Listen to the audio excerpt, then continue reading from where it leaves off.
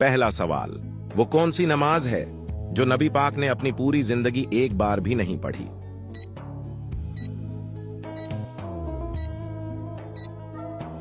सही जवाब है दिखावे की नमाज। अगला सवाल, अगर नमाज में रकातें भूल जाए तो कौन सा काम करने का हुक्म है?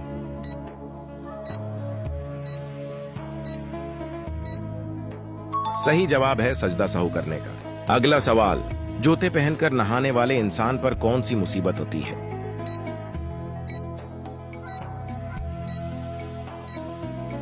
सही जवाब है रिज्क की तंगी।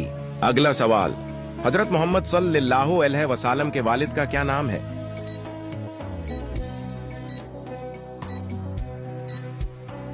सही जवाब है हजरत अब्दुल्ला। अगला सवाल, क्या आप बता सकते हैं गुस्ल के कुल कितने फराइज हैं?